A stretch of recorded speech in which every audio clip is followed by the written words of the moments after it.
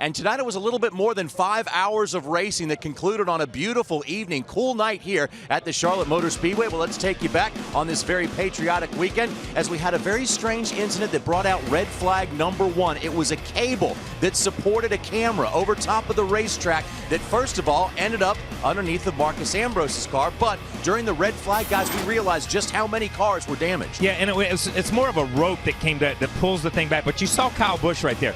Incredibly smart. He took a picture of what the damage was so that when they could come to pit road and work on it, his crew knew what to get. You saw right there the 9 car of Marcus Ambrose tore the brake lines off that car. So that was a lot more damage to his and could have been a lot more severe. In somewhat of an unprecedented move, though, NASCAR allowed the teams 15 minutes on pit road to fix these cars. And this was the right call because, I mean, this was a freak situation. NASCAR made the right call. Everybody gets everything back together.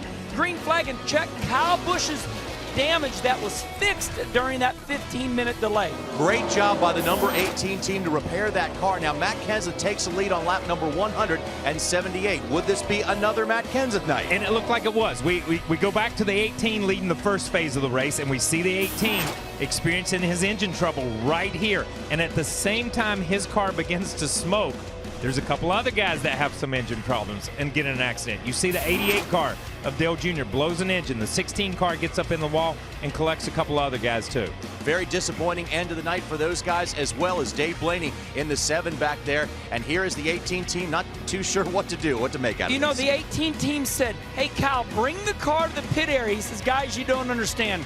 We're broke, and so is this guy. He told us on Twitter and on the interview, we know what happened to our car. We'll just try to fix it and come back. And this is the test of man and machine. But here, Danica Patrick gets into your defending champ, Brad Keselowski, late in the race. Yeah, they just ran out of room getting into turn 3 there. You saw they got down in the corner and there was no more room, and they just all got together. Huge wreck, 7 cars, lap number 328. Take a look at what happens, Kenny. You know, all wrecks are bad, but this one here, darn it. You know, I mean, you got, you know, great race car drivers get 3 wide, and this is another turn. The front straightaway at Charlotte is not a straightaway. It's 2 dog legs, and Kyle, they just run out of room. They run out of room. I don't think Mark realized he had that much room to his right side and got on the left rear quarter panel.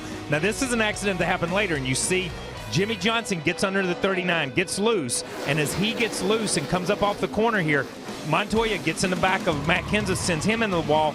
Montoya spins, comes back, and Jimmy's in pretty good shape, like Kenny said, until Montoya right here comes back across the racetrack and takes off his right rear quarter panel. Been a long time since he dominated this race, Jimmie Johnson, the 48 team. They have not had luck in this one as they did in the All-Star race, but here we go. The nitty-gritty, if you will, after all these miles of racing. A restart puts Kevin Harvick out front, and there was no stopping the closer as Casey Kane tried everything he could, but Kevin Harvick wins the 2013 Coca-Cola 600. Let's take a look at some of the more of the results as Harvick wins. Kane was second, and what a run by Kurt Busch. Electrical problems on that car, but they overcame. And when I look down the rundown, I say, okay, who sticks out? And it's got to be the Petty Enterprise driver, Marcos Ambrose.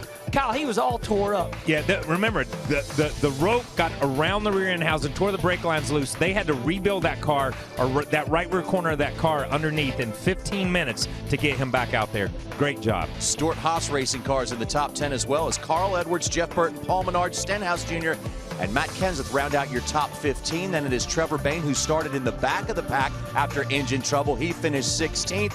Jamie McMurray and David Gilliland round out your top 20.